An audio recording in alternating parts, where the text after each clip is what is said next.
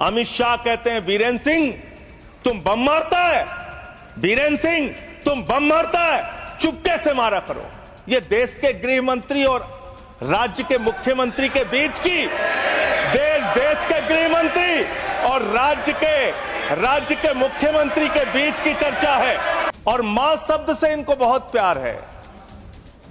मां से मटन इनको याद रहता है, मां से मछली याद रहती है इनको, मां से मुगल याद रहता है, मां से मुसलमान याद रहता है, लेकिन मां से मोदी को मां से मणिपुर याद नहीं रहता। मान्यवर, देश के केंद्रीय मंत्री का घर जलाया गया, राज्य के पीडब्ल्यूडी मंत्री का घर जलाया गया, राज्य के कंज्यूमर अफेयर्स मिनिस्टर का घर जलाया गया, कई विधायकों के घर जलाए गए, लेकिन बावजूद इसके भारत के प्रधानमंत्री को एक दिन का भी वक्त नहीं मिला 2 साल के अंदर कि वो मणिपुर जा सके अपनी संवेदना जताने के लिए, वहां के लोगों के साथ खड़े हो सके। इस बात की उनको फुर्सत नहीं मिली। उस राज्य के अंदर जहां पे महिलाओं के साथ रेप की घटनाएं हुई, बलात्कार की घटनाएं हुई, उस राज्य के अंदर जहां एक कारगिल योद्धा की पत्नी को निवस्त करके घुमाया गया, आप दिन रात औरंगजेब औरंगजेब औरंगजेब औरंगजेब, जनता कह रही है कट गई जेब, कट गई जेब, कट गई जेब, लोगों की जेब कट रही है, आप औरंगजेब औरंगजेब औरंगजेब चिल्ला रहे हैं। अरे हिंदुस्तान की चिंता करो, हिंदुस्तान की चिंता करो। धन्यवाद मान्यवर, आपने इस विषय पे मुझे अपनी बात कहने का मौका दिया। मान्यवर, मणिपुर के मुद्दे पर मैंने जब सदन में यह मुद्दा उठाया था, हो सकता है मेरे तरीके से सरकार असहमत रही हो, लेकिन मुझे भारतीय संसदीय इतिहास में सबसे ज्यादा समय तक सस्पेंड करके रखा गया मणिपुर का मुद्दा उठाने के कारण 11 महीने में सस्पेंड रहा, 11 महीने सदन से बाहर रहा। मान्यवर, मणिपुर का बजट ऐसे वक्त में आ रहा है जब देश की अर्थव्यवस्था की हालत पतली है। शेयर मार्केट में 5 महीने के अंदर देश के आम लोगों का 94 लाख करोड़ रुपए डूब गया। मान्यवर, मणिपुर का बजट ऐसे समय में आ रहा है जब बेरोजगारी 50 वर्षों में सबसे ज्यादा बढ़ गई है। मणिपुर का बजट ऐसे वक्त में आ रहा है जब 186 लाख करोड़ रुपए का कर्जा हिंदुस्तान के ऊपर है मोदी सरकार के इस कार्यकाल के अंदर। मणिपुर का बजट ऐसे समय में आ रहा है जब अमीर और गरीब के बीच की खाई इतनी बढ़ गई है जितना 100 साल पहले थी। और मां शब्द से इनको बहुत प्यार है। मां से मटन इनको याद रहता है, मां से मछली याद रहती है इनको, मां से मुगल याद रहता है, मां से मुसलमान याद रहता है, लेकिन मां से मोदी को मां से मणिपुर याद नहीं रहता। मान्यवर, 2 साल का वक्त हो गया, मणिपुर जल रहा है, देश के केंद्रीय मंत्री का घर जलाया गया, राज्य के पीडब्ल्यूडी मंत्री का घर जलाया गया, राज्य के कंज्यूमर अफेयर्स मिनिस्टर का घर जलाया गया, कई विधायकों के घर जलाए गए, लेकिन बावजूद इसके भारत के प्रधानमंत्री को एक दिन का भी वक्त नहीं मिला 2 साल के अंदर कि वो मणिपुर जा सके अपनी संवेदना जताने के लिए, वहां के लोगों के साथ खड़े हो सके। इस बात की उनको फुर्सत नहीं मिली। देश का प्रधानमंत्री देश का अभिभावक होता है। मान्यवर, देश का अगुवा होता है।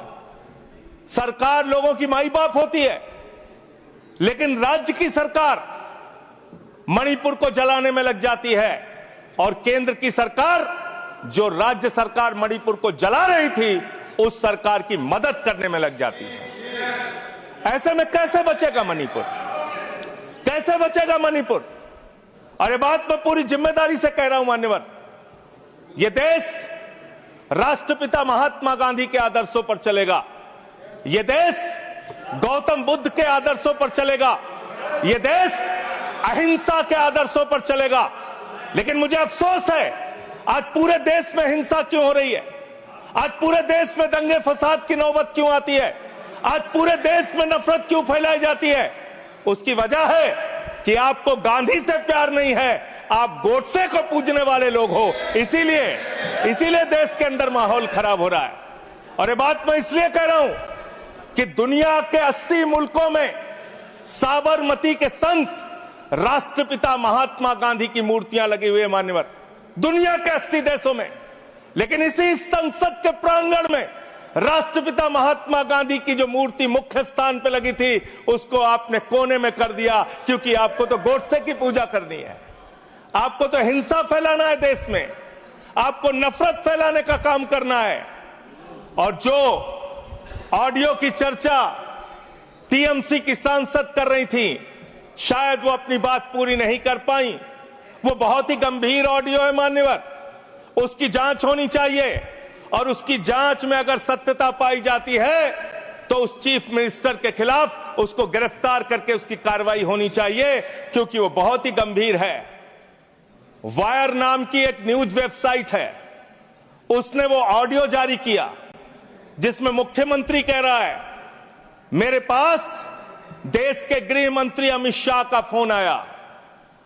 अमित शाह कहते हैं बीरेन सिंह तुम बम मारता है, बीरेन सिंह तुम बम मारता है, चुपके से मारा करो। ये देश के गृह मंत्री और राज्य के मुख्यमंत्री के बीच की देश के गृह मंत्री और राज्य के मुख्यमंत्री के बीच की चर्चा है।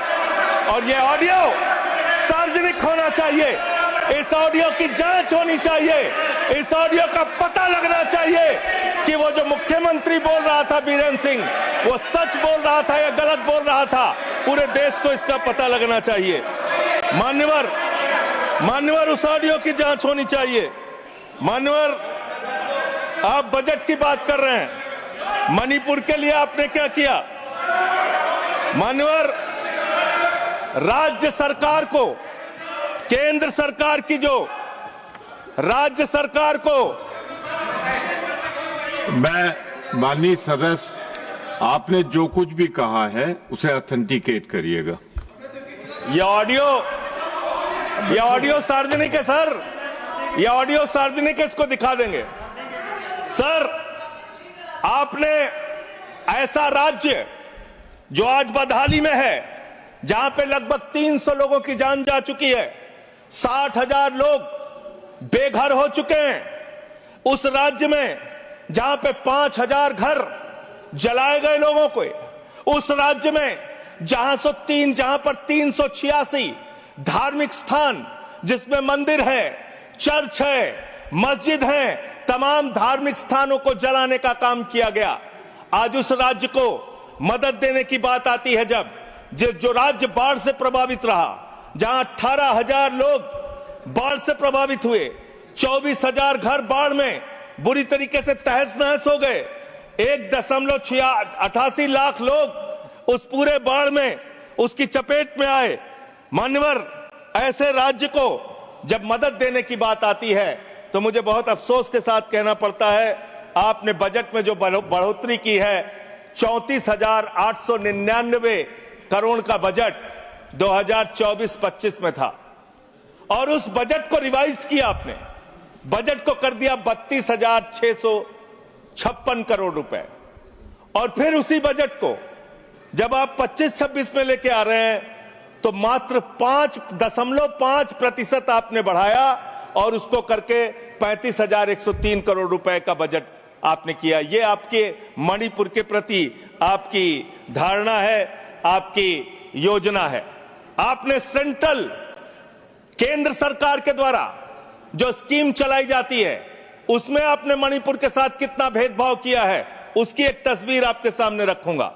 प्रधानमंत्री आवास योजना में 72% पैसा आपने कटौती किया, आयुष्मान भारत योजना में 78% पैसा आपने कटौती किया, ओबीसी स्कॉलरशिप में 58% पैसा आपने कटौती किया, राष्ट्रीय ग्राम स्वराज अभियान में 42% पैसा आपने कटौती किया, प्रधानमंत्री गरीब कल्याण अन्न योजना में 60% पैसा आपने कटौती किया।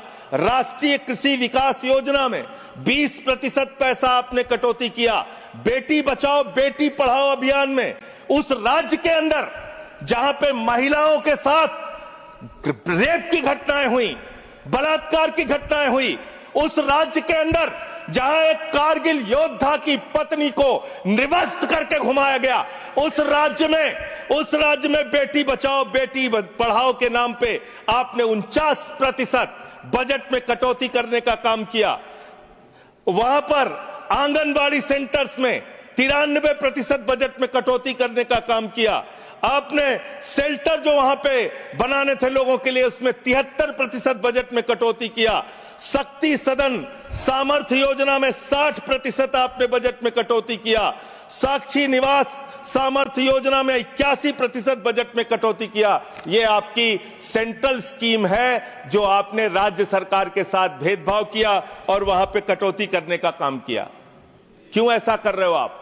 आपने मणिपुर को 2 साल तक जलाया।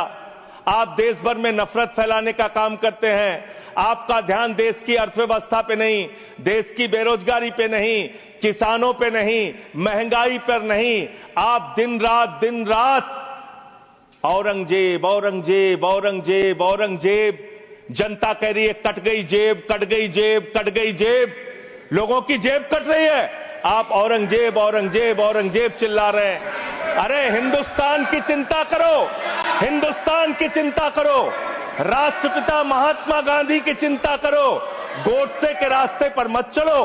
गोडसे के रास्ते से ये देश आगे नहीं बढ़ेगा, गांधी के आदर्शों पर ये देश आगे बढ़ेगा। आपको तो गांधी की मूर्ति से भी परहेज है, आपने उसको भी हटाने का काम किया। मान्यवर, मैं आप लोगों आपके माध्यम से इस सरकार से पूछना चाहता हूं कि जो मणिपुर में 60,000 लोग आज बेघर हुए हैं, क्या इस बजट में उनका घर बनाने की आपके पास कोई योजना नहीं होनी चाहिए? आज जो मणिपुर के अंदर लोगों के घर जलाए गए हैं, क्या उनका घर बनाने की योजना आपके पास नहीं होनी चाहिए? आपने बजट में कोई प्रावधान उनके लिए नहीं रखा। आपने कोई चिंता मणिपुर के लोगों के लिए नहीं की। 2 समुदायों के बीच में अगर झगड़ा हो रहा था तो राज्य के मुख्यमंत्री को, देश के प्रधानमंत्री को उनके बीच सामंजस्य पैदा हो, उनके बीच एकता भाईचारा पैदा हो, इसलिए उस राज्य में शांति की स्थापना के लिए काम करना था। लेकिन आपने वो काम नहीं किया। 2 साल तक सारा विपक्ष चिल्लाता रहा मणिपुर के मुख्यमंत्री को हटाओ, मणिपुर के मुख्यमंत्री को हटाओ, लेकिन आपने मणिपुर के मुख्यमंत्री को नहीं हटाया। आप राष्ट्रपति शासन तब लगा रहे हैं जब वो ऑडियो बाहर आता है, जब उस ऑडियो का संज्ञान लिया जाता है, जब ये चर्चा होने लगती है कि अगर इस ऑडियो की असलियत खुल गई तो न सिर्फ राज्य सरकार के मुख्यमंत्री की बल्कि केंद्र के बड़े बड़े नेताओं की भी कलई देश के सामने खुल जाएगी। इसलिए मान्यवर, मैं आपके माध्यम से इतना ही इस सरकार से कहना चाहता हूं कि आप कृपा करके इस देश का माहौल खराब करने की कोशिश मत कीजिए। मणिपुर की चिंता कीजिए, मणिपुर में कैसे लोकतंत्र की बहाली हो इस बात की चिंता कीजिए। आपने राष्ट्रपति शासन लगा दिया, यह बहुत दुर्भाग्यपूर्ण है मान्यवर कि मणिपुर का बजट पार्लियामेंट में चर्चा हो रही है। मणिपुर का बजट मणिपुर की विधानसभा में चर्चा होती, मणिपुर के बजट के बारे में योजनाएं मणिपुर की विधानसभा में चर्चा की जाती।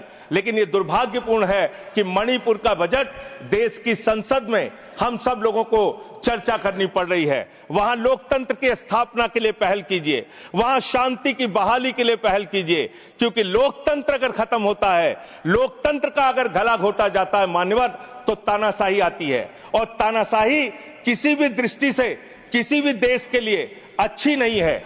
अगर तानाशाही आती है तो वहां दंगे होते हैं, फसाद होते हैं, नफरत होती है, 2 समुदायों के बीच में झगड़ा होता है, तो लोकतंत्र की बहाली मणिपुर में कैसे होगी? मणिपुर को कैसे अधिक से अधिक आर्थिक सहयोग आपकी तरफ से दिया जा सकता है, इसके बारे में सरकार को चिंता करनी चाहिए। और प्रधानमंत्री जी फिर मां से मॉरिशस में है, मां से मणिपुर कब जाएंगे, इस बात का इंतजार देश की जनता को है कि अब आपको कोई वीजा नहीं चाहिए मणिपुर जाने के लिए। आप अमेरिका चले जाते हैं, लंदन चले जाते हैं, आप पूरी दुनिया घूम लेते हैं, आप कतर हो आते हैं, आप दुबई हो आते हैं, कतर के शेखों को गले भी लगाते हैं। जैसे कुंभ के मेले में बिछड़े हुए भाई हैं, इस तरीके से कतर के शेखों को आप गले लगाते हैं। ऐसे ही गले आप मणिपुर के भाइयों को भी लगाइए, मणिपुर के लोगों को भी लगाइए, उनको भी अपना सहारा दीजिए। आप देश के प्रधानमंत्री हैं, देश के अभिभावक हैं, और इस सरकार से मैं अंत में फिर से यही कहूंगा आपके माध्यम से कि मणिपुर की चिंता करो और देश में माहौल खराब करने के काम बंद कर दो। नफरत फैलाने से देश आगे नहीं बढ़ेगा। मोहब्बत की बुनियाद पर हिंदुस्तान आगे बढ़ेगा, नफरत की बुनियाद पर हिंदुस्तान आगे नहीं बढ़ेगा। बहुत बहुत धन्यवाद माननीय। Thank you. Mister Gola Babu Rao. Thank you very much vice chairman ji. 1 minute आप शुरू करें। प्रधानमंत्री सर पास करो सर, टाइम आदरणीय संसद महोदय, बात करते हुए sir kindly give me some government of India का प्रोसीडिंग के संबंधित गृह मंत्री के ऊपर बेबुनियाद आरोप किया है। मैं आपसे प्रार्थना करता हूं, नाम लिया है, गृह मंत्री के ऊपर आरोप किया है। मैं आपसे अनुरोध करता हूं, अगर ये आधार उनके पास है तो जरूर सभा के सामने रख सकते हैं, नहीं तो उनको माफी मांगना चाहिए, रिकॉर्ड से निकालना चाहिए। मैं माफी मांगने के लिए डिमांड कर रहा हूं।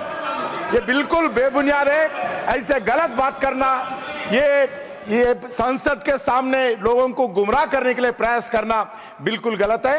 मैं आपसे अनुरोध करता हूं, वो रिकॉर्ड जो भी है सभा के सामने रखो, नहीं तो सारी इस देश के जनता के सामने माफी मांगने का डिमांड करता हूं। मान्यवर, मैंने जो बात कही है, मैंने कहा है एक न्यूज वेबसाइट पे एक ऑडियो पड़ी है मुख्यमंत्री की, वो सार्वजनिक है, पब्लिक डोमेन में है, और उसमें कही गई जो वार्ता है उसका जिक्र मैंने किया मान्यवर, और मैंने उसके जांच की मांग की है। वो ऑडियो सही है कि गलत है, उसकी जांच कराई जाए मान्यवर, और अगर वो ऑडियो सही है तो ये बहुत गंभीर है, उस पर कार्रवाई होनी चाहिए। मैंने सीधे आरोप किसी के ऊपर नहीं लगाया। मैं अब बैठ जाए। अच्छा नहीं लगता, अच्छा नहीं लगता। सर मैं आग्रह करूंगा, माननीय मंत्री जी अपना स्थान ग्रहण करें।